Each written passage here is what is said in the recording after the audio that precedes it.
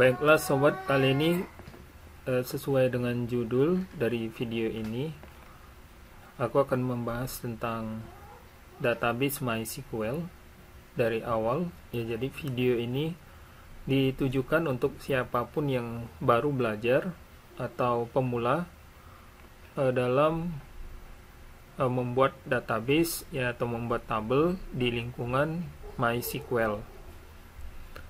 Ya, jadi ada beberapa hal yang mesti dipersiapkan ya sebelum mulai membuat database-nya.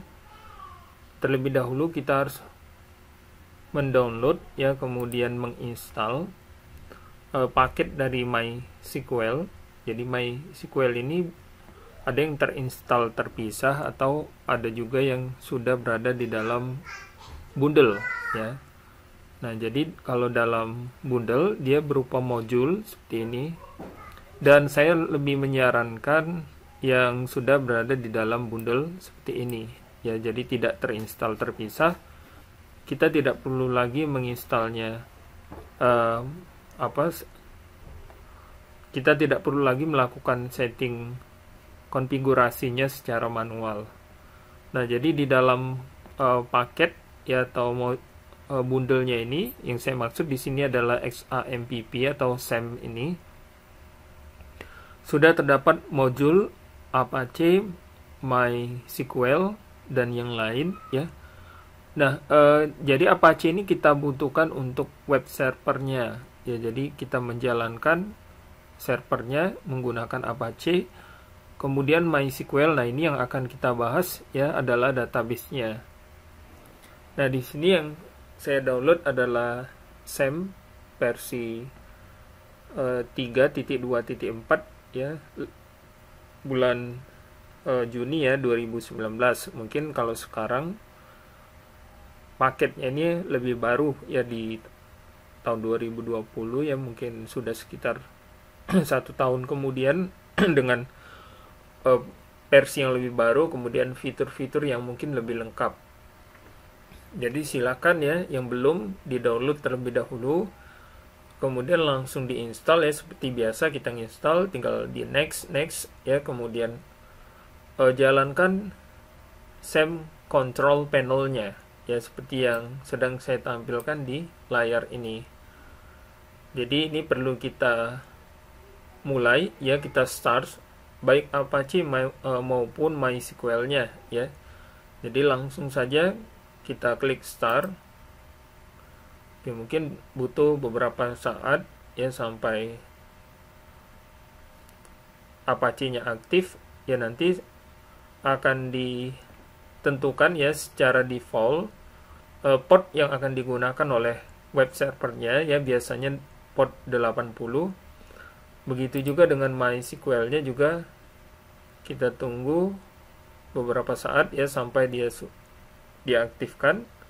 Dan ini cukup kita minimize ya, jadi tidak perlu di close, sehingga sewaktu-waktu kalau misalnya kita ingin stop ya, ingin melakukan perubahan, kita tinggal memaksimasinya ya. Oke, jadi untuk MySQL bisa kita lakukan melalui browser ya, atau graphical user interface, atau bisa juga by command ya, dengan perintah-perintah SQL bisa kita lakukan melalui command prompt ya, yang biasanya ketika kita menginstal Windows, command prompt ini sudah langsung ada di dalamnya. Oke, nanti kita akan banyak membahas melalui command prompt, namun sebelumnya saya ingin menunjukkan ya, kalau melalui graphical user interface seperti ini. Oke, jadi di sini di sudut kanan atas ada phpMyAdmin.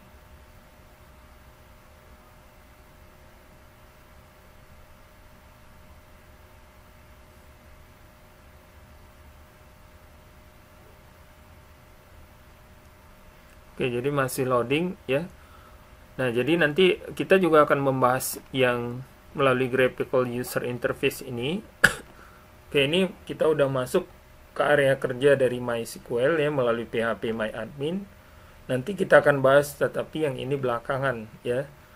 setelah yang kita bahas yang melalui command prompt-nya ya. Jadi ini boleh ya dibuka saja seperti ini, namun kita langsung buka juga command prompt ya. Jadi kalau untuk command prompt seperti biasa ya, sobat bisa buka dari start menu, kemudian di search bisa langsung ketik cmd atau command prompt, kemudian biasanya defaultnya ditampilkan di C ya. Kita akan langsung ditempatkan ya atau berada di C seperti ini. Kita langsung masuk ke dalam folder MySQL-nya. Nah, jadi folder MySQL berada di dalam folder SAM ya. Jadi kita pindah dulu ke C. Defaultnya di C ya, SAM. Kemudian di dalam SAM bisa kita tampilkan dulu apa saja isinya. Oke, jadi di dalam SAM ini terdapat banyak direktori yang bisa kita lihat ya, diantaranya seperti emg, htdoc ya. Ini htdoc kita butuhkan ketika kita mulai membuat sistem ya, atau aplikasi atau project webnya. Kemudian yang lainnya, nah sebenarnya di sini ada ya ini ya, direktori MySQL atau MySQL. Nah, kita akan masuk ke sini. Oke, jadi cara masuknya cd spasi MySQL ya. Kemudian enter, kemudian kita masuk kembali ke dalam folder bin ya. Jadi kalau sobat ingin lebih ini bisa dilihat dulu. Nah, seperti ini. Jadi di dalam folder MySQL ada bin ini. Oke, jadi kita langsung masuk ke dalam folder bin-nya. Oke, bisa kita tampilkan juga isi dari folder bin. Nah, kita akan menjalankan mysql.exe yang ini ya. Nah, ada ketentuan perintah yang bisa kita gunakan untuk masuk ke dalam MySQL-nya. Caranya adalah seperti ini.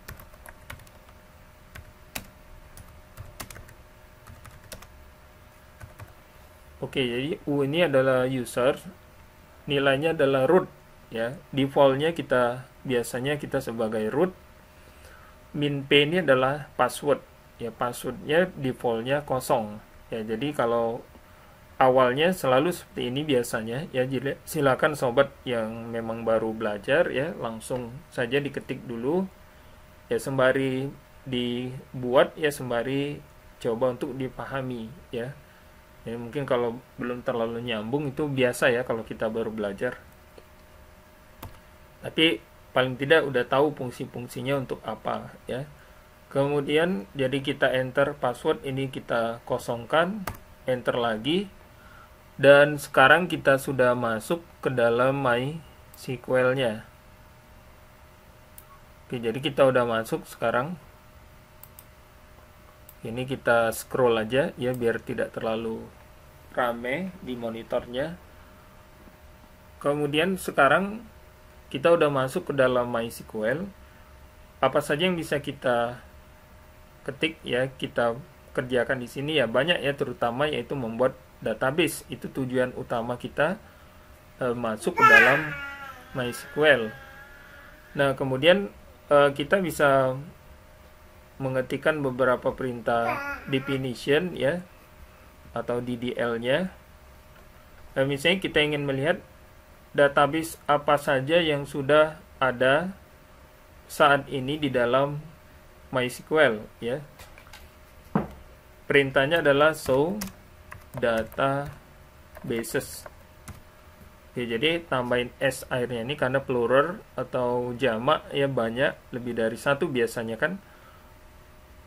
Oke, kemudian kita akhiri dengan tanda titik koma di akhirnya ya. Jadi tanda titik koma ini menunjukkan bahwa perintah SQL yang kita ketikkan itu sudah selesai ya, atau sudah berakhir ya.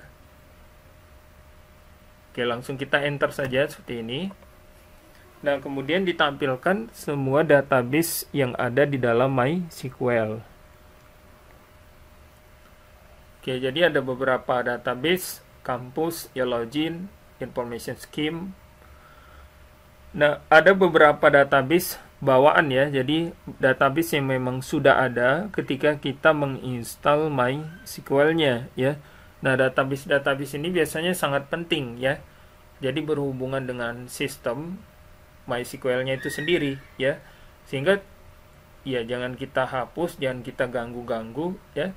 Karena ya kalau salah hapus akan mengganggu kerja dari MySQL-nya ya. Jadi sebaiknya ya kita biarkan saja ya. Jadi kalau memang ada yang perlu kita ubah konfigurasi tertentu ya baru kita ubah ya. Tetapi kalau misalnya dalam kondisi tidak diperlukan ya sebaiknya tidak kita sentuh ya. Oke, jadi nah kemudian kalau database lain ya juga ditampilkan ya, database yang kita buat sendiri juga di sini semuanya akan ditampilkan. Nah, kemudian kalau kita ingin membuat database yang baru ya kita bisa mengetikkan perintah create ya, create database belajar misalnya ya, belajar, jangan lupa selalu titik koma seperti ini. Dan kalau setelah titik koma kita bisa melanjutkan dengan perintah yang lain ya dalam satu baris perintah ya. Jadi misalnya kita ingin show databases ya, boleh ya. Jadi asal di sini sudah dipisahkan dengan tanda titik koma ya. Jadi kita langsung sambung saja perintahnya ya. Jadi dalam satu baris yang sama, enter. Jadi langsung dijalankan dua perintah sekaligus ya. Sebenarnya perintah yang ini dulu ya dijalankan, tetapi seakan-akan dikerjakan dalam waktu yang sama ya, karena dalam waktu yang sangat cepat ya, dalam hitungan 0, sekian second ya, sehingga terkesan seperti sekaligus, padahal sebenarnya perintah yang pertama ini yang duluan dijalankan. Oke, jadi database belajar yang tadi udah kita buat ini akan ditampilkan di dalam tabel ya, tabel dari database yang ada di dalam MySQL.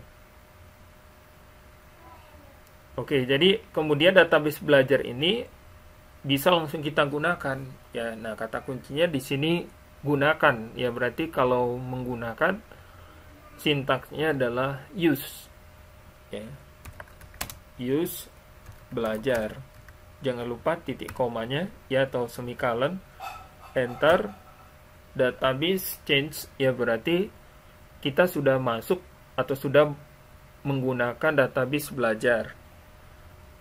Nah, kemudian apa saja yang bisa kita lakukan dengan database belajar?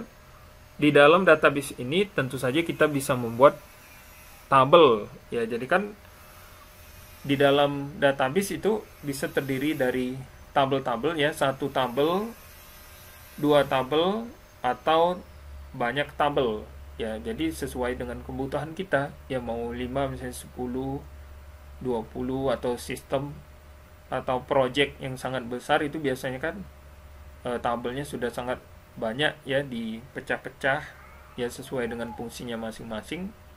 Nah ya demikian, seperti itu gambaran dari isi dari suatu database ya.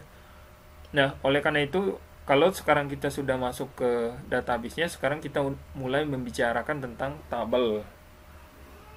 Nah jadi untuk sama seperti database, kita bisa melihat tabel apa saja yang ada di dalam suatu database. Jadi perintahnya show table. S juga ya, karena plural juga. Masih empty set. Kenapa? Karena masih memang belum kita buat ya tabel di dalam database belajar. Ya database-nya aja kan baru ya dibuat. Nah, kemudian karena masih kosong, ya kita coba membuat satu atau dua database yang baru ya. Jadi sekarang kita buat dulu database tabelnya. Perintah untuk membuat tabel create table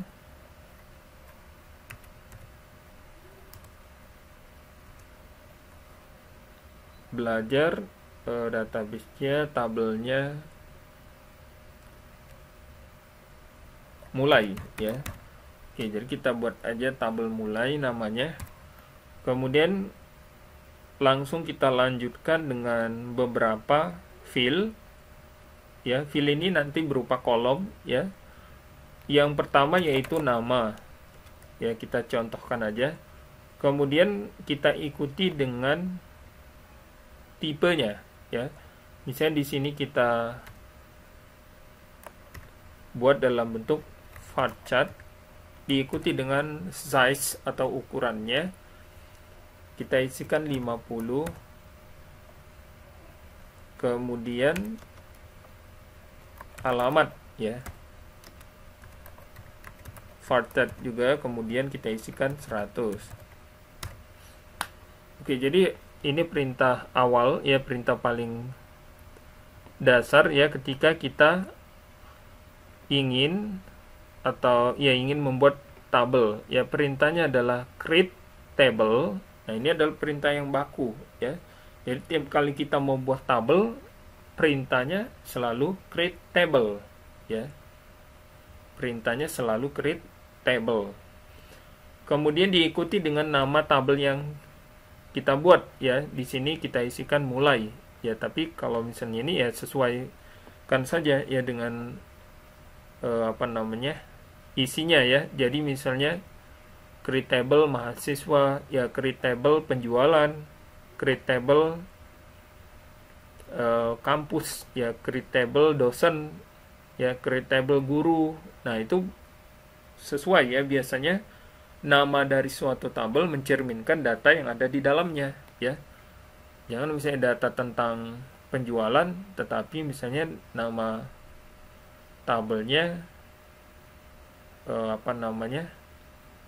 sungai ya, kan beda ya. Ya, ini harus kita pahami ya, logiknya seperti itu.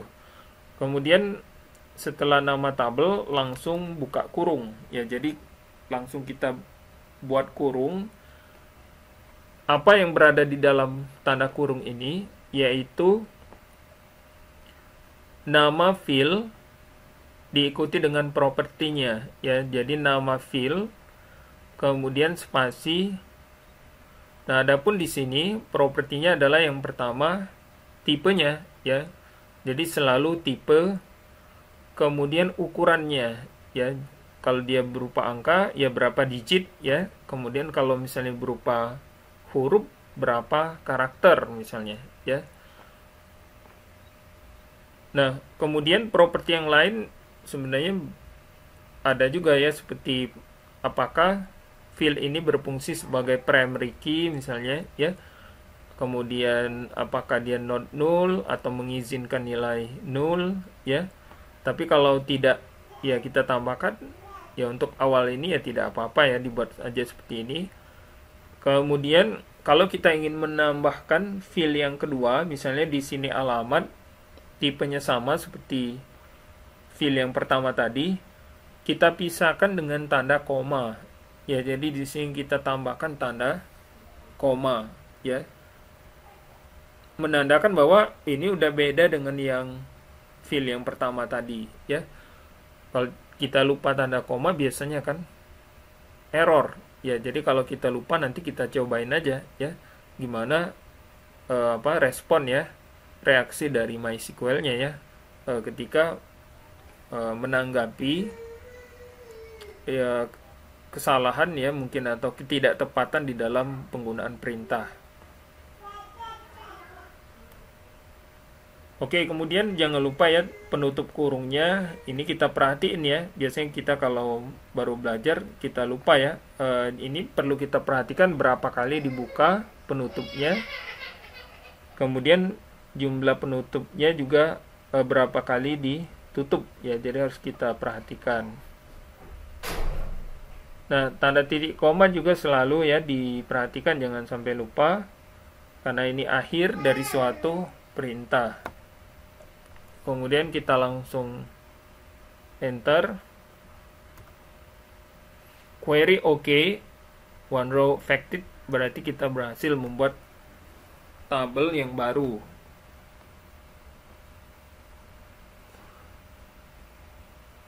Oke, jadi tadi saya ingin mencontohkan ya bagaimana kalau misalnya terjadi kesalahan. Misalnya kita buat aja tabel mulai 2, ya kita bedain dikit nama tabelnya. Kemudian ini kita hapus ya, misalnya tanda komanya. Gimana, apa yang akan terjadi? Nah, ya. Jadi ini respon dari MySQL-nya seperti ini. Create table mulai 2 dan property ya, nama-nama filenya. Error 1064. You have an error in your SQL syntax. Check the manual that on for the right syntax to use near varchar ya, dan seterusnya. Nah, jadi di dekat sini ya. Jadi yang dipermasalahkannya adalah yang bagian sini ya. Oke, yang saya mark ini. Nah, ini ya, kenapa? Karena errornya ya kita belum menyelesaikan pengaturan untuk field yang pertama. Ya dianggap belum selesai. Ya kenapa? Karena kita tadi lupa menambahkan tanda koma ya. Oke, kira-kira udah mulai memahami ya. Jadi kalau kesalahan seperti ini ya kita bisa langsung memperbaikinya dengan membaca pesan error atau kesalahan yang ditampilkan ya, karena di sini juga kan dikasih tahu ya di line berapa ya, at line 1 misalnya. Jadi langsung kita ketahui, oh ternyata salahnya di baris pertama ya. Apalagi kalau misalnya perintah DDL-nya itu kita buat dalam beberapa baris kan, dalam beberapa line, maka dengan pesan kesalahan ini mempermudah kita ya mentrace kesalahannya. Saya di baris ke-10 ya, berarti kita langsung tahu ya, cek baris ke-10, biasanya kita langsung tahu, oh ternyata salahnya di sini. Oke, jadi kita balik ke tabel mulai yang pertama tadi. Sekarang kita udah memiliki satu tabel. Kalau kita show tables lagi, oke, sekarang kita udah memiliki satu tabel mulai. Nah, kemudian tadi kan kita udah membuat sedemikian rupa ya dengan fill-fillnya, kemudian tipenya. Nah, kita ingin lebih meyakinkan lagi apakah tadi udah benar semua ya, apa yang tadi pengaturan tabel mulai yang tadi sudah saya kerjakan. Nah, kita bisa menggunakan perintah dash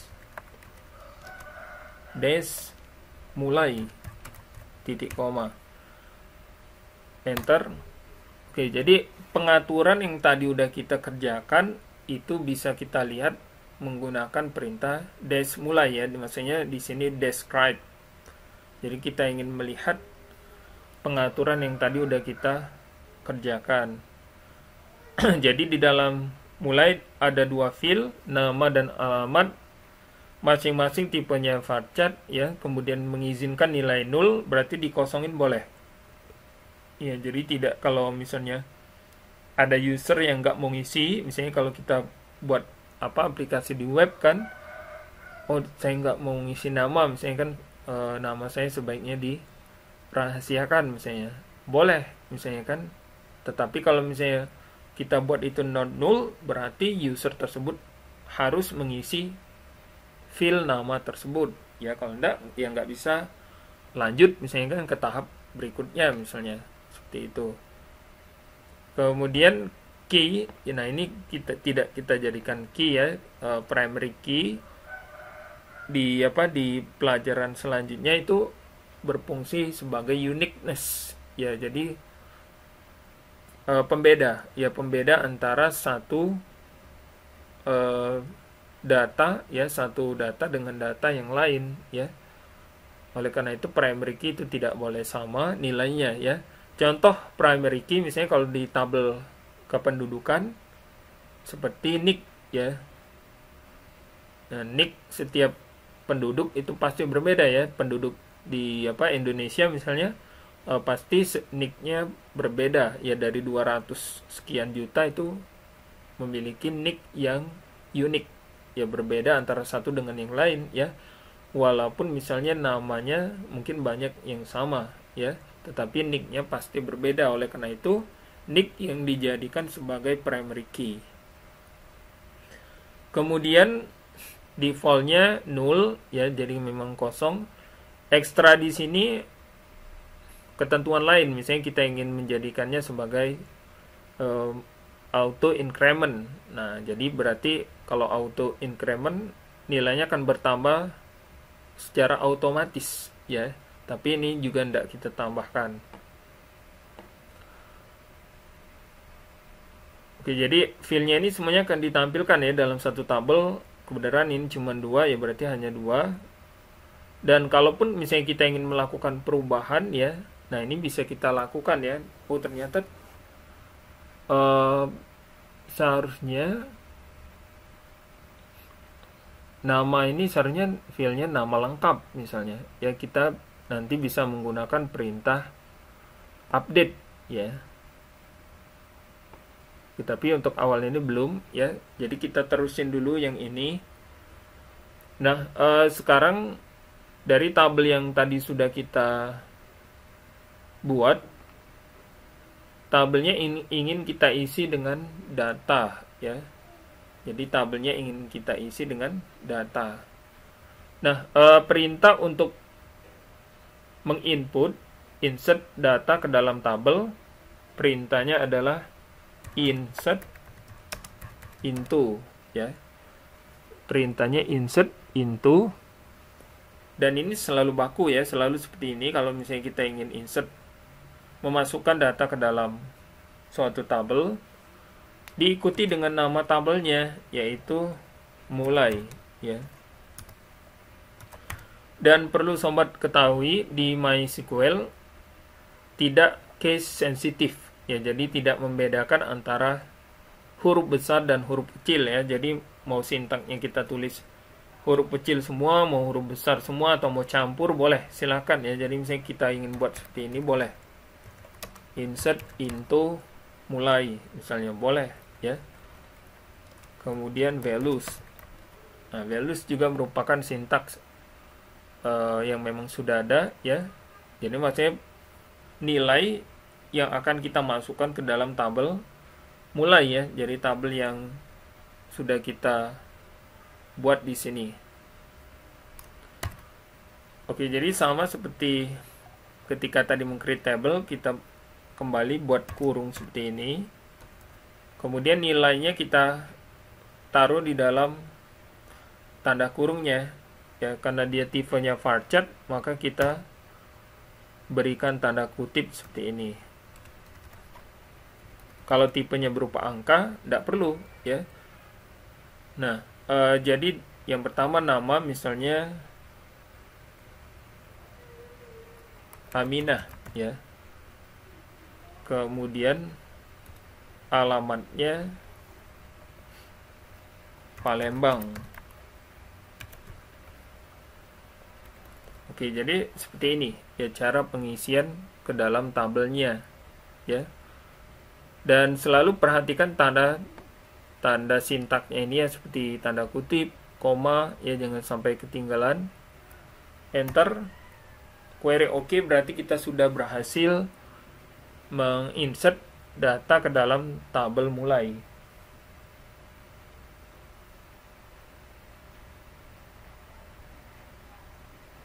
Oke, kemudian selanjutnya kita bisa melihat data yang tadi sudah kita insert ke dalam tabel mulai. Jadi caranya atau perintahnya select bintang from mulai titik koma. Oke, berarti ini perintah yang kita gunakan untuk melihat data-data yang ada di dalam tabel mulai ya. Jadi maksudnya select ini perintah selalu seperti ini ya kalau kita ingin menampilkan data query-nya. Kemudian bintang di sini ya maksudnya seluruh ya. Jadi merujuk ke semua data ya. Jadi kita tidak perlu menyebutkannya satu persatu, cukup bintang saja ya. Maka itu menyatakan semua data yang ada di dalam tabel mulai ya. Kemudian from, nah ini juga perintah bawaan ya, sudah memang harus kita ikuti. Mulai, ya mulai ini adalah nama tabelnya ya yang tadi kita buat. Nah, perintah bintang tadi sebenarnya sama dengan perintah kita ingin buat misalnya nama alamat from mulai. Sama ya. Jadi, tapi ini kita sebutkan satu persatu ya. Jadi kalau tidak mau repot ya kita tinggal bintang seperti ini. Enter ya. Jadi hasil yang ditampilkan juga sama. Nah, tapi kalau misalnya kita hanya ingin menampilkan nama ya berarti tinggal langsung aja ya select nama from mulai. Hanya nama saja yang akan ditampilkan.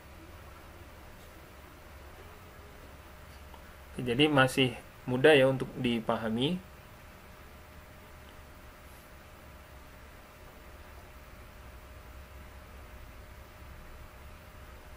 Ya, kemudian query untuk menampilkan data yang lain.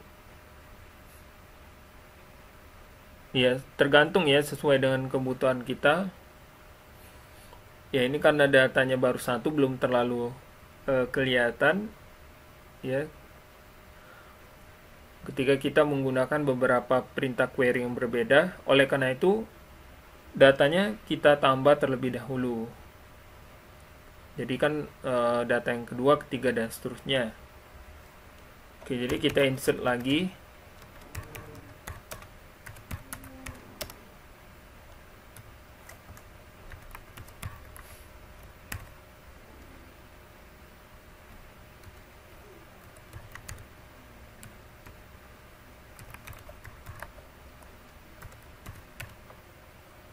Nah, kemudian kita insert datanya boleh sekaligus ya, jadi tidak mesti satu-satu. Boleh kalau misalnya beberapa data sekaligus kita insert ke dalam tabel mulai ya. Caranya kita gunakan tanda koma seperti ini. Jadi kan kalau tadi tanda semicolon langsung ya karena selesai, tapi kalau kita masih ingin lanjut kita ganti dengan tanda koma. Kemudian sorry saya lupa ya, tadi saya lupa menambahkan tanda petik untuk nama Budi ya, sehingga diberitahunya di sini kita kurang tanda petik seperti ini ya. Kalau kita tidak tahu caranya, kita enter dia nggak mau keluar ya, terus tanda petik seperti ini. Caranya kita tambahkan tandaku apa yang kurang, petik, kemudian titik koma, enter ya. Baru kita akan keluar ke baris yang baru. Nah, kita ulangi lagi ya perintah untuk insert datanya ya. Jadi kita udah tahu di sini kurangnya tadi yang di Budi. Jadi memang kita harus teliti ya, baru kita enter ke bawah ya. Sebab kalau misalnya kita udah enter, ternyata di baris yang sebelumnya tadi ada salah, kita nggak bisa ngulang ke atas ya. Kita harus buat lagi dari baru ya. Maksudnya tidak membuka comment line yang baru, tetapi memulai dari baris yang baru ya. Tetap masih berada di dalam MySQL. Kita enter. Oke, jadi nggak ada lagi yang kurang. Nah, untuk baris yang kedua, karena tadi kita koma, kita langsung aja ya datanya saja, tidak perlu lagi kita ulang dari insert into mulai ya. Jadi terjadi redundansi ya, double perintahnya itu tidak boleh ya.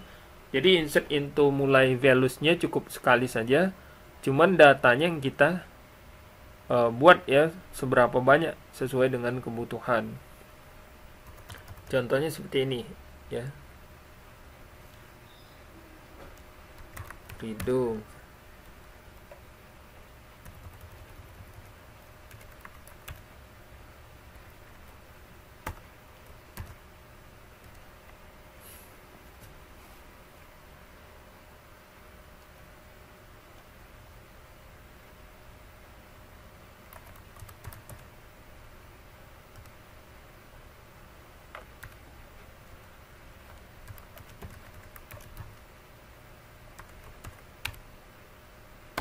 Oke, satu lagi ya kita masukkan.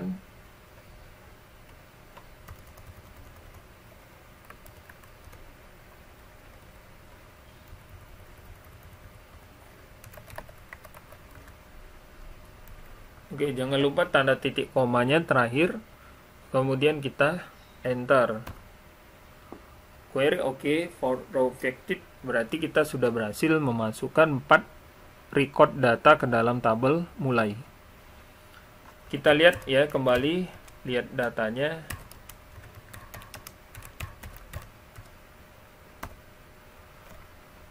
Oke, jadi totalnya kita sudah memiliki 5 record data di dalam tabel mulai.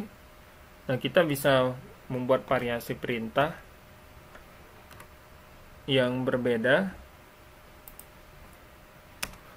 Oke, jadi misalnya kita ingin mengurutkan ingin menampilkan data dari tabel mulai dengan nama yang terurut berdasarkan abjad misalnya ya, kita bisa menggunakan perintah order by. Nah, berdasarkan abjad apa? Abjad alamat atau nama? Abjad nama misalnya ya. Oke, berarti kalau kita lihat di sini tetap Amina, kemudian Andi, Asia, Budi, dan Rido. Ya, jadi Rido yang tadi nomor 3, sekarang Rido berada paling bawah, ya paling terakhir, karena huruf pertamanya huruf R, ya. Nah, gimana kalau kebalikannya? Misalnya kita ingin menampilkan yang huruf abjad terakhir itu paling atas, misalnya. Oke, jadi kita urutkan saja. Perintahnya hampir sama, by name tambahkan dash. Ya, jadi tadi kalau tidak kita sebut tadi yang ini ya, maka di sini defaultnya maksudnya adalah ascending ya, dari A ke Z, misalnya dari kecil ke paling besar ya, kalau berupa nilai berupa angka.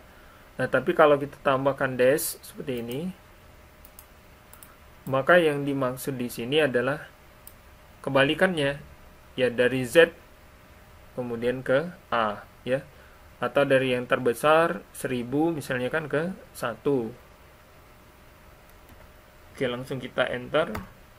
Oke, jadi sekarang Rido yang berada di awal, Budi, Asia, Andi, dan Amina ya, jadi yang yang terakhir kemudian sekarang ditampilkan pertama kali. Nah, perintah-perintah seperti ini sangat bermanfaat ketika datanya itu sudah sangat banyak ya. Jadi kita tidak perlu pusing, misalnya kan ingin mengurutkan data kependudukan di satu kecamatan aja misalnya kan, jangan kan satu Indonesia kan, satu kelurahan aja datanya udah ribuan. Ya, kalau misalnya tidak ada perintah seperti ini, kalau ingin mengurutkan repot juga ya. Tapi kalau misalnya ini kita bisa urutkan, misalnya kan yang semua nama awalnya huruf A misalnya, ya, bisa kita lakukan dengan mudah. Apalagi kalau misalnya ingin melakukan pencarian, ya gimana caranya? Nah, di dalam MySQL kita bisa menggunakan perintah where, ya. Jadi ada clause, masih ya kita gunakan select bintang from mulai, where nama sama dengan Budi ya.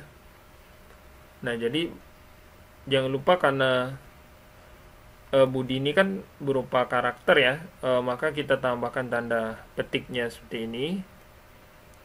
Where ini clause ya, where seperti syarat ya.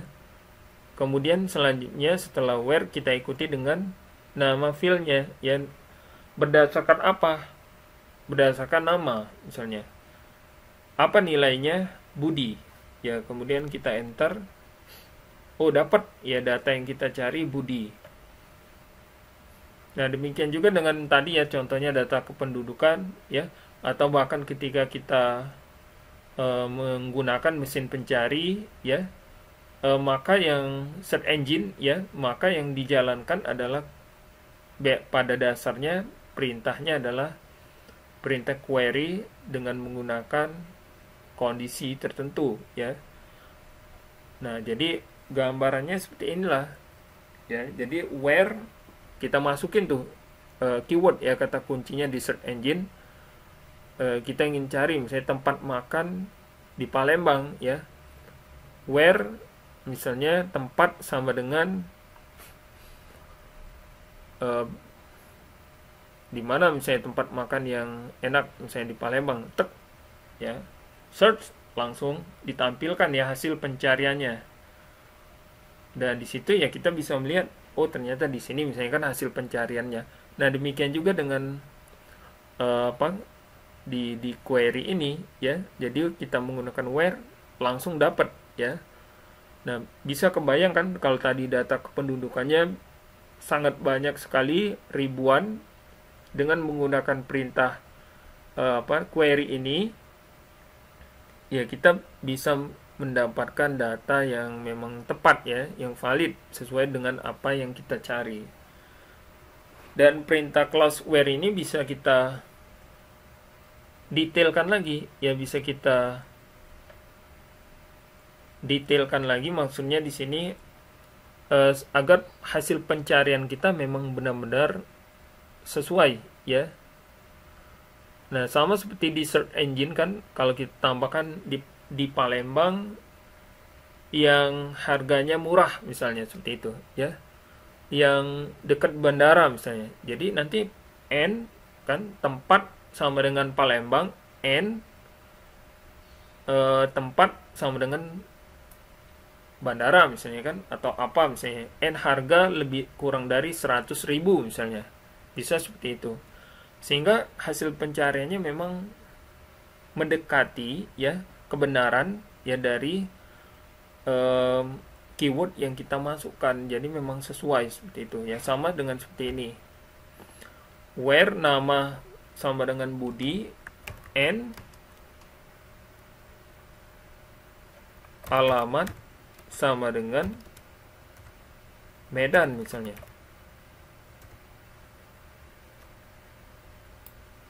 Ya, jadi ini kira-kira ketemu nggak? Jadi namanya Budi, alamatnya Medan. Ya, jawabannya tidak ketemu. Kenapa? Karena tidak sesuai ya. Kan kalau logika N mengharuskan kedua nilai ya, kiri dan kanannya ini harus benar ya, terpenuhi semua, baru nanti datanya kan ditampilkan ya. Tetapi kalau salah satunya tidak terpenuhi, maka datanya tidak akan ditampilkan. Kita cobain aja ya, empty ya, tidak ada yang sesuai. Tetapi kalau kita buat seperti ini, alamat ya, katakanlah kan kalau datanya udah banyak ya, ribuan, jutaan bahkan ya, kita tidak bisa ini ya kan. Kalau seperti ini kita masih bisa lihat ya, tetapi kalau datanya aku ingin cari tempat makan misalnya kan di Jakarta yang tempatnya itu dekat dengan Bundaran HI, kemudian harganya di bawah 500.000 misalnya kan, sekali makan misalnya. Nah, ini kan banyak sekali tempat makan di Jakarta ya. Jadi kita kalau tidak cermat, sulit ya.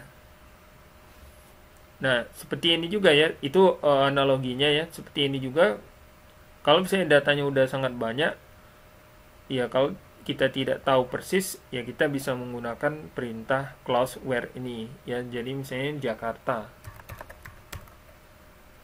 kita enter, oke, baru ketemu ya, karena kedua-dua syarat ya yang dihubungkan operator logika N ini, kedua-duanya terpenuhi sehingga datanya bisa ditampilkan.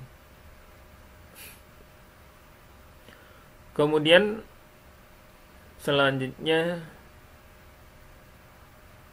insert ya, ini.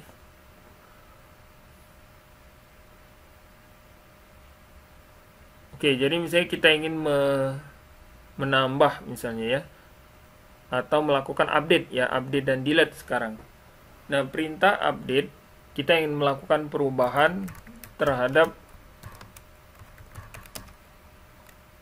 data yang sebelumnya udah kita insert ya, masukkan ke dalam tabel mulai.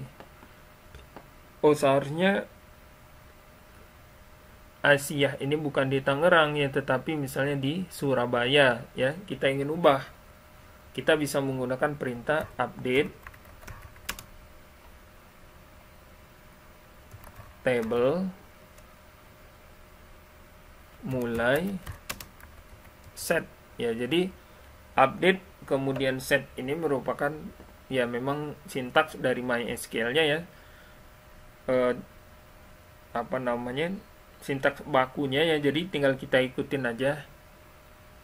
Set alamat sama dengan Surabaya ya, tambahin close-nya, where nama sama dengan Asia ya.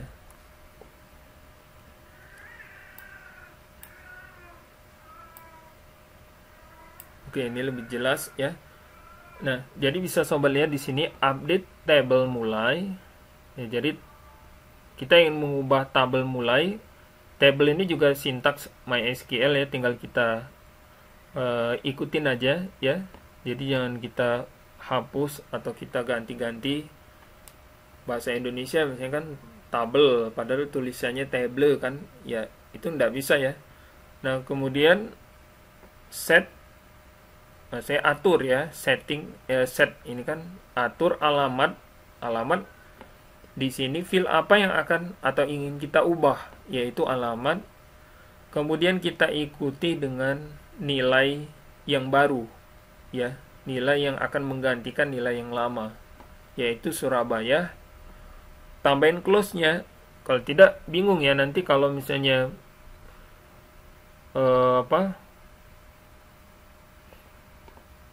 yang namanya seharusnya ini bisa alamat juga bisa ya, where ya kita ingin yang ingin diubah itu adalah yang namanya Asia ya. Kalau misalnya nanti ada nama lain misalnya Amir juga alamatnya di mana, di Tangerang misalnya ya. Nanti Amir juga ikut akan berubah ya. Amir juga akan tinggal di Surabaya, padahal sebenarnya Amir tetap di Tangerang ya. Tapi karena kita salah dalam menggunakan clause where-nya, maka Amir juga akan ikut berubah ya.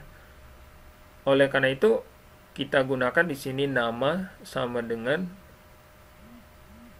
Asia. Jadi yang kita ingin ubah adalah Asia. Kemudian yang nilai yang berubah adalah alamatnya ya. Jadi dari Tangerang kita ingin ubah menjadi Surabaya.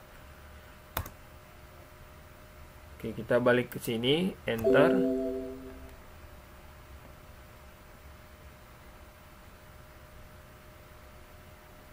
Oke, jadi saya salah di sini, seharusnya nggak ada table ini ya. Jadi langsung aja update mulai, set alamat. Oke, seperti ini. Ya, jadi yang sebelumnya saya salah ya, sorry. Oke, jadi seperti ini, enter ya. Jadi update mulai, set alamat Surabaya, where nama sama dengan Asia ya. Jadi kalau kita lihat lagi di tabelnya, bintang from mulai, maka record keempat ya sudah berubah menjadi Surabaya alamatnya ya. Nah, kemudian kita coba case yang tadi saya sampaikan ya. Jadi kalau misalnya ada dua orang yang alamatnya sama ya, kemudian kita ingin mengubah salah satunya tetapi clause-nya salah, maka kedua-duanya akan ikut berubah ya. Kita coba aja supaya lebih paham. Oke, jadi ini sekarang kita ganti Budi. Oke, kalau kita lihat lagi sekarang yang tinggal di Surabaya ada 2 orang ya, yaitu Budi dan Asia. Nah, kalau kita salah menggunakan clause ya, contohnya seperti ini.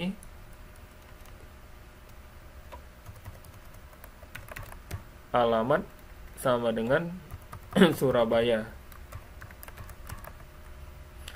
Nah, jadi yang ingin kita ubah Surabaya, clause-nya kita juga menggunakan alamat Surabaya ya. Ingin kita ganti menjadi Samarinda misalnya. Samarinda. Pakai H atau enggak?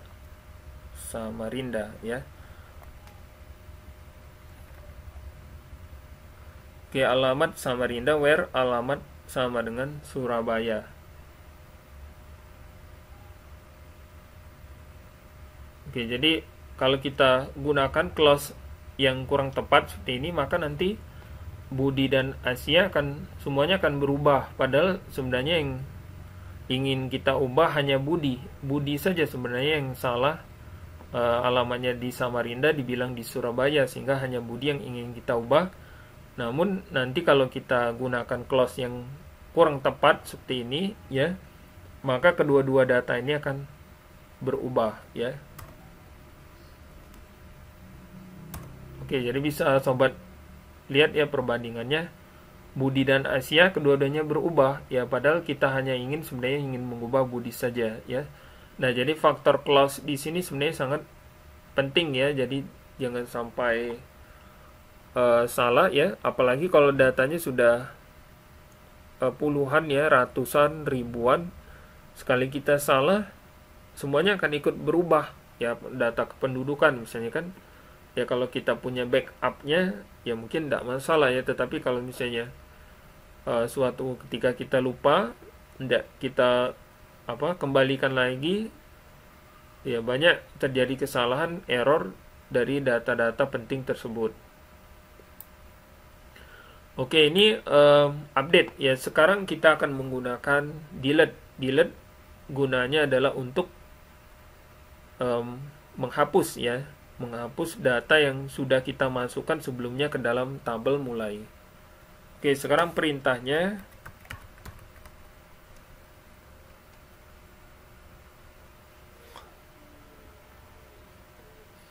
delete from ya, langsung diikuti from nama tabelnya mulai. Kita tambahkan juga clause-nya ya, jadi where nama sama dengan Andi ya. Jadi maksudnya di sini kita ingin mengubah bukan mengubah, tetapi menghapus record data dengan nama Andi ya. Jadi nanti tidak hanya nama Andi saja, tetapi ya alamat juga pasti akan ikut terhapus ya. Jadi satu record data ini semuanya akan ikut terhapus. Nah, kalau misalnya ada 2 nama yang sama ya, berarti kedua-dua nama tersebut semuanya akan ikut terhapus ya. Oleh karena itu ya, kalau misalnya di data penting, sebaiknya kalau ingin menghapus data kita berdasarkan primary key-nya ya. Tadi yang saya contohkan, kalau di data kependudukan adalah NIK ya, nilai unik yang membedakan antara satu record dengan yang lain. Nah, itu yang kita gunakan sebagai key ketika kita ingin menghapus data ya. Sebab kalau berdasarkan nama boleh jadi banyak yang sama ya, sehingga kalau misalnya kita gunakan ya semua, misalnya nama Ahmad misalnya kan, semua yang punya nama Ahmad di wilayah Palembang semuanya akan terhapus ya, dan itu tidak boleh terjadi. Jadi boleh juga kita menggunakan clause dengan beberapa kondisi seperti ini, misalnya kan takutnya nanti kan kalau ada nama Andi ini banyak di dalam tabel mulai, nah itu kita hindari ya. Jadi kita lebih pastikan lagi ya, yang namanya Andi dan tinggalnya di Makassar, ya. Alamat kemudian Makassar. Oke, jadi kalau kita lihat lagi yang tadinya ada 5 record, sekarang tinggal 4 record, ya, karena udah kita hapus 1 record yang terakhir. Oke, jadi sampai di sini sudah dapat bayangan ya, lebih bisa memahami perintah-perintah insert, kemudian update dan delete. Kemudian sekarang kita balik ke struktur tabelnya ya. Jadi tadi saya sempat mengatakan di awal, kalau misalnya kita ingin misalnya menambah file yang baru ya, atau ingin menghapus file yang sudah ada sebelumnya di dalam suatu tabel. Sekarang kan kondisinya baru ada 2 file ya, ini kurang misalnya kan, saatnya kita tambahkan nomor telepon misalnya, bisa ya, walaupun tabelnya tadi udah terlanjur dibuat ya. Oke, jadi kalau untuk ingin menambah file atau menambah kolom yang baru, kita bisa menggunakan perintah alter table.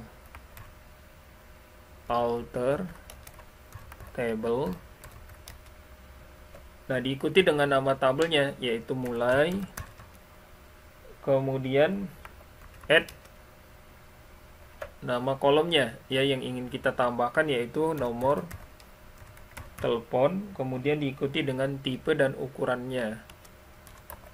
Oke, jadi kita buat sama aja ya dengan nama dan alamat yang sebelumnya. Kemudian jangan lupa tanda semicolon seperti ini, enter. Oke, jadi kita udah berhasil menambahkan 1 kolom yang baru ke tabel mulai ya. Jadi kalau kita lihat lagi deskripsi lagi, nah sudah ada file baru nomor telepon di dalam tabel mulai. Kemudian ya kalau kita lihat di dalam data-data di dalamnya, kita lihat dulu seperti apa.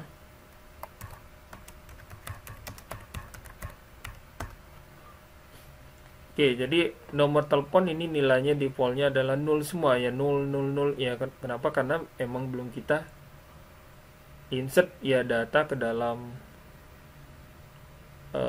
file nomor telepon ya. Nah, untuk mengisinya seperti apa?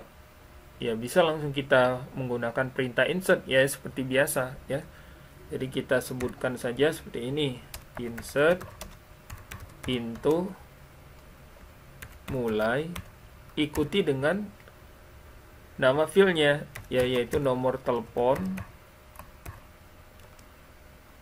baru values. Oke, jadi lebih mudah ya dipahami. Kemudian nomor teleponnya 0711 90 8823 misalnya.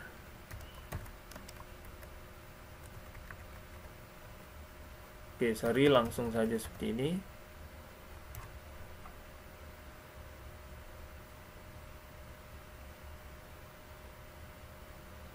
Oke, kita enter. Ya, kalau kita lihat, oke, semuanya akan masuk seperti ini ya. Oke, jadi masuknya yang terakhir, tetapi nama dan alamat tidak ada ya. Sorry, berarti seharusnya tadi kita menggunakan perintah update ya, yang lebih tepat tentu saja ya. Ini mungkin oke, jadi kita gunakan aja update. Balik lagi, update mulai,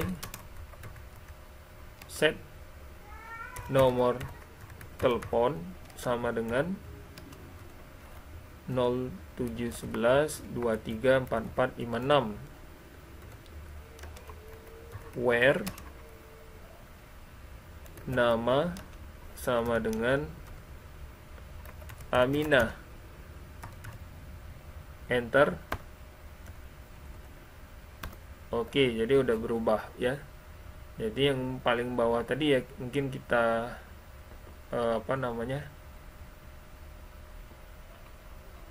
hapus saja ya, delete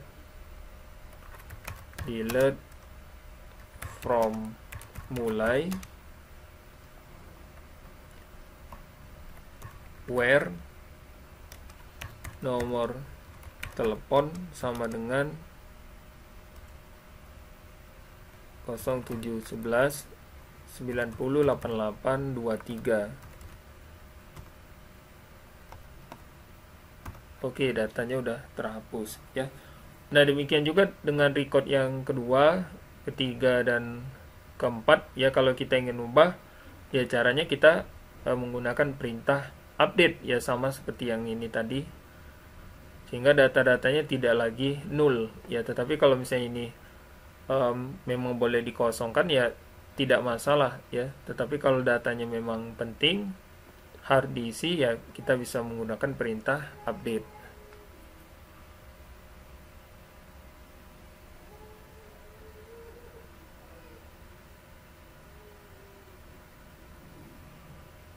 Kemudian misalnya kita ingin menambahkan tabel yang lain ya, misalnya kita ingin menambahkan tabel satu lagi, berarti kita create lagi, create table tadi mulai, sekarang proses misalnya ya, tabel yang baru. Di sini kita isikan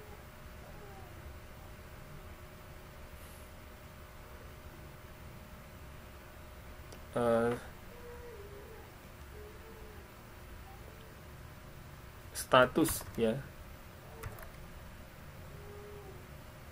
tipenya varchar, kemudian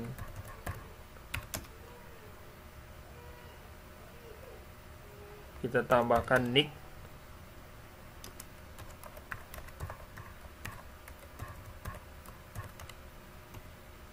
oke. Jadi kita tampilkan dulu tabel proses.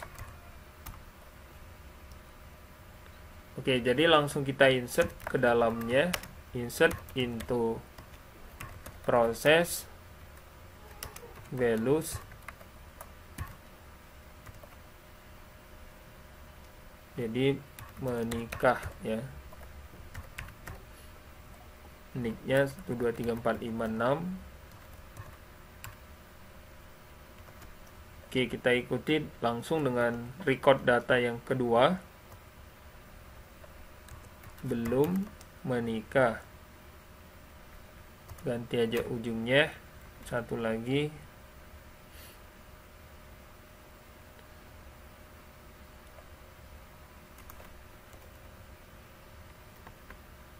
belum menikah, kita ganti ujungnya 8 ya, enter. Oke, kalau kita lihat isi tabelnya from proses, oke, seperti ini. Kemudian kita tampilkan juga data dari tabel mulai tadi, from mulai. Oke, jadi kita nanti akan mencoba merelasikan ya. Jadi sekarang kita belajar merelasikan, relasi sederhana dulu. Nah, di tabel mulai juga ini kita tambahkan nick ya. Jadi seperti sebelumnya, kita tambahkan nick. Kemudian kalau kita lihat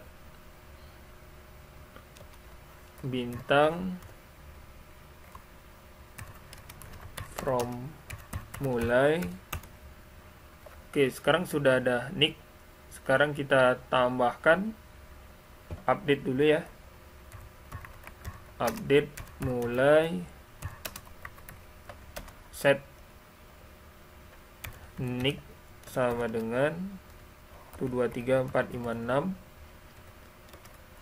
where nama sama dengan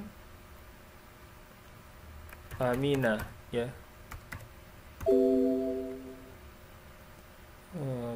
mulai ya seharusnya, sorry.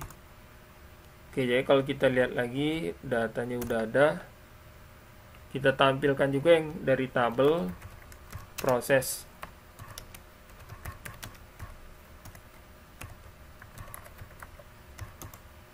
Oke, jadi kita ingin menampilkan misalnya data dari dua tabel sekaligus, bisa dilakukan ya. Jadi kita akan membuat query relasi antar tabel sederhana ya. Nah, seperti ini. Jadi kita select, tapi kita juga menggunakan clause ya. Bintang from, panggil dulu nama-nama tabelnya. Yang pertama mulai, koma, proses, tambahkan clause-nya where mulai titik nick sama dengan proses titik nick ya. Kira-kira seperti ini perintahnya. Kita lihat hasilnya. Oke, jadi kalau kita lihat yang berkesesuaian ya hanya Aminah ya, karena tadi baru kita tambahkan Aminah dan memang nicknya sesuai ya antara yang ada di tabel mulai dengan yang ada di tabel proses ya. Jadi di sini 1 2 3 4 5 6, begitu juga dengan yang ada di tabel proses, sehingga datanya ini bisa ditampilkan ya karena matching antara kedua tabel ini. Nah, kedua field ini ya, data yang berasal dari dua field ini sebaiknya harus unik ya, karena memang menampilkan data yang kita inginkan, sehingga hasil pencariannya misalnya data yang ditampilkan ya memang sesuai ya. Oke, untuk relasi antar tabel ya, ini relasi yang masih sangat sederhana namun sudah memperlihatkan ya bagaimana cara menampilkan data dari dua tabel atau beberapa tabel ya. Jadi tentu saja bisa ya, jadi tidak hanya dua tabel. Kalau misalnya seperti tabel akademik, misalnya database akademik, di dalamnya ada tabel dosen, tabel mahasiswa ya, kemudian tabel mata kuliah. Nah, ketiga tabel ini bisa kita relasikan ya untuk menampilkan data-data yang kita inginkan. Oke, mungkin demikian ya basic atau fundamental dari perintah-perintah SQL yang bisa saya sharing. Semoga sharing ini bermanfaat. Sampai jumpa di video-video berikutnya.